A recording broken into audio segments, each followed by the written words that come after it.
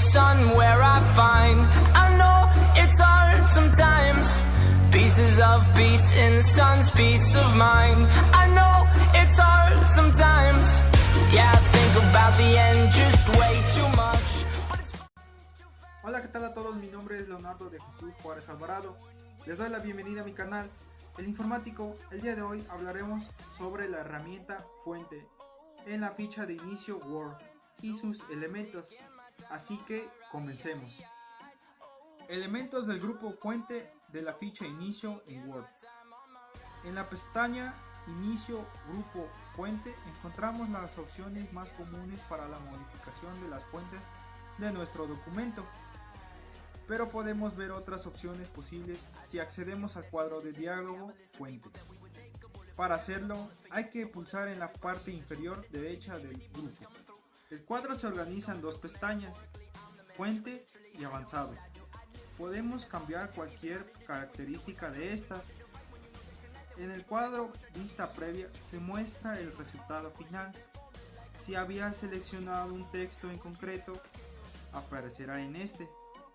Si no, se verá otro texto. Cuando el resultado sea buscado, pulsaremos aceptar los cambios. El nuevo formato de fuente se aplicará al nuevo texto que insertes, o bien al texto que hubieses seleccionado antes de abrir el cuadro. Si lo que quieres es que se utilice el formato de fuente especificado en cada uno de tus documentos que crees en un futuro, pulsa el botón de establecer como predeterminado. Una de las opciones en las cuales se organiza el cuadro es fuente.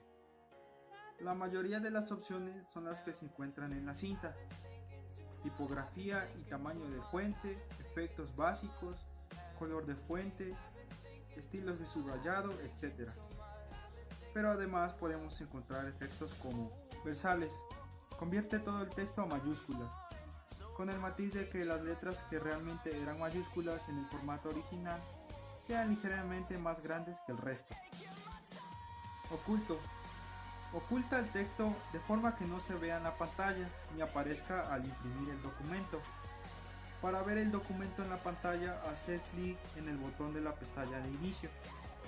Aparecerá con un color ligeramente más claro para que sea fácil distinguir de que se trata un texto oculto. Si lo que quieres es que se deje de estar oculto cuando seas capaz de verlo, selecciónalo y desactiva la casilla oculto de este cuadro de diálogo. La segunda herramienta es avanzado. Si hacemos clic en la pestaña avanzado, podremos cambiar el espacio entre caracteres y configurar las características de OpenType. Algunas de las herramientas de la casilla espacio entre caracteres son: escala. Afecta a la anchura de cada letra. Se trabaja con valores relativos: 200%, 150%, 100%, 90%, 80%, 66%, 50% y 33%. Espacio. Solo afecta a la distancia de separación entre caracteres.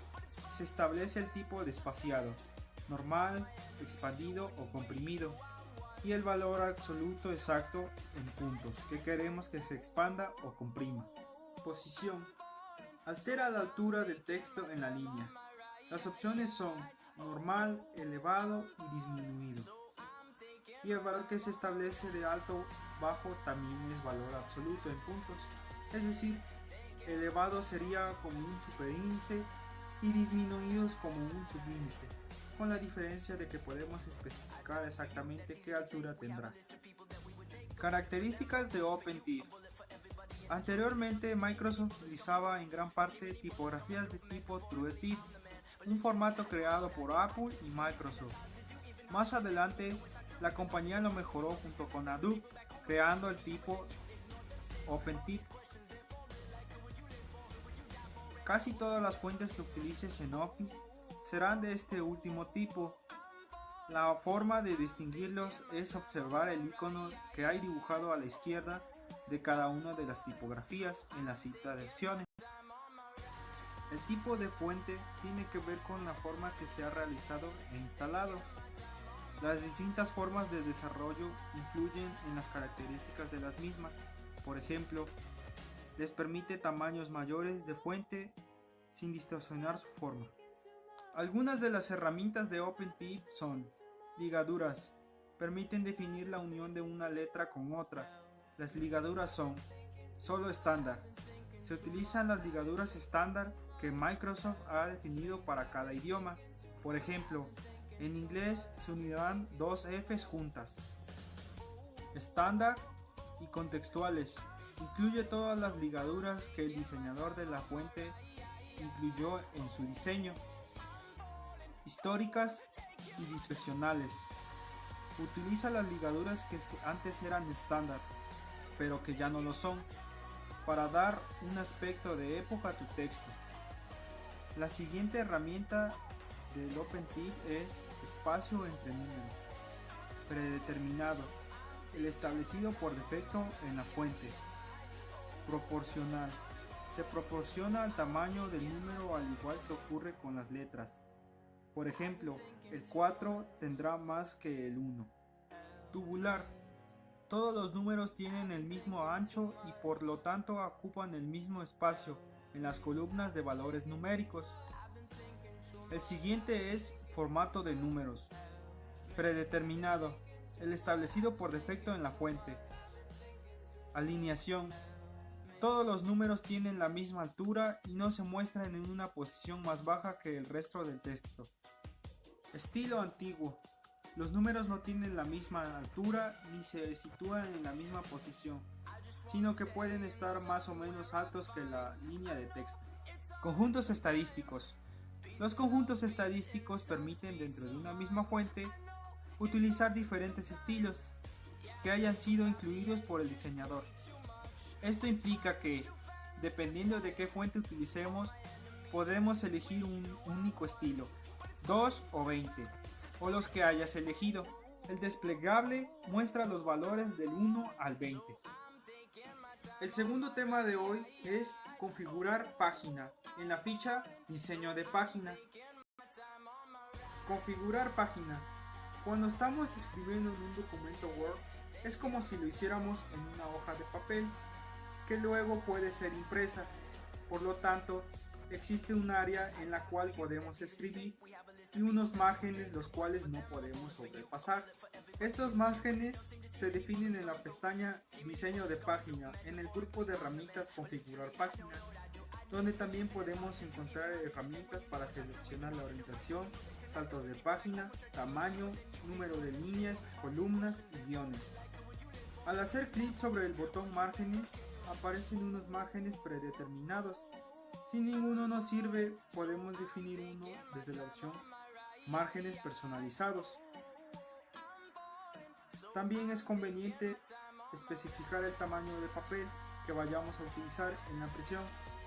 Al hacer clic en el botón tamaño, se abre una lista de tamaños predeterminados, pero al igual que los márgenes, aquí también se puede personalizar el tamaño de la hoja en la opción más tamaños de papel. Tanto si escogemos la opción de personalizar como si pulsamos el pequeño botón de la esquina inferior derecha del grupo configuración de página, veremos el siguiente ventana. En la pestaña márgenes podemos fijar los márgenes tecleando los centímetros deseados en cada campo: superior, inferior, izquierdo y derecho. También en el encuadernamiento, que es un espacio adicional reservado para encuadernar las hojas. Posición del margen interno. Aquí indicaremos el margen de encuadernación. Orientación. Indicaremos la página si tiene orientación vertical o horizontal. Páginas.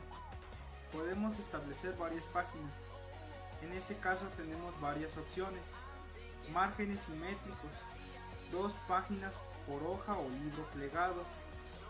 Al establecer cada una de estas opciones, previamente mostrará claramente en qué consisten. En la parte derecha de la pantalla tenemos la vista previa, que nos dará una idea bastante aproximada de cómo afectan los cambios que hemos introducido al diseño de la página. Si pulsamos el botón establecer como predeterminado, los valores actuales serán los que se utilicen en los nuevos documentos que creemos. En la pestaña papel determinaremos el tipo de papel a utilizar en la impresora y también la bandeja del que se tomará el papel en caso de que tenga más de una. En la pestaña diseño fijaremos la posición de los encabezados y pies de página. Hemos dicho que fuera de los márgenes no se puede escribir, pero hay una excepción. Los encabezados y pies de página se escriben en la zona de los márgenes. Si vamos a escribir o utilizar encabezados o pies de página, debemos tener en cuenta a la hora de fijar la amplitud de los márgenes. Columnas. Las columnas permiten organizar el texto al estilo de un periódico o revista. Para ver todas las opciones disponibles en Word 2013 para insertar columnas, en la ficha diseño de página, en el grupo columnas y de las opciones desplegables selecciona más columnas. Se abrirá una ventana en la que podemos configurar las opciones: número de columnas, ancho de columnas, columnas de igual ancho, espacio entre columnas, etc. La ventana de vista previa muestra los resultados que se obtendrán al introducir cada cambio, actualizándose instantáneamente. Algunas de las herramientas de las columnas son: saltos columnas, para forzar el inicio de una columna y así decidir nosotros cuando el texto cambie de columna, evitando el salto automático. Luego hacemos clic en el lugar del documento donde queramos insertar el salto. En la ficha diseño de página hacemos clic en saltos y escogemos columna. Word muestra el texto subtitulado a continuación del punto de inserción a la parte superior de la siguiente columna. La segunda de ellas es longitud columna. Mientras tenemos el cursor en una columna, en la regla horizontal podemos ver la longitud a lo ancho que ocupa cada una de ellas, ya que aparecen como franjas en blanco, y la longitud del espacio que los separa. Desde el cuadro de diálogo columnas. En este caso podemos definir en centímetros cada una de las longitudes de ancho de las columnas, además del espacio en blanco que las separa, pero con una excepción: si tenemos activada columnas de igual ancho de la misma ventana, solo definiremos el tamaño de la primera. Bueno, eso es todo por hoy. Espero que les haya funcionado la información que les di. Nos veremos en la próxima. Hasta luego. Adiós.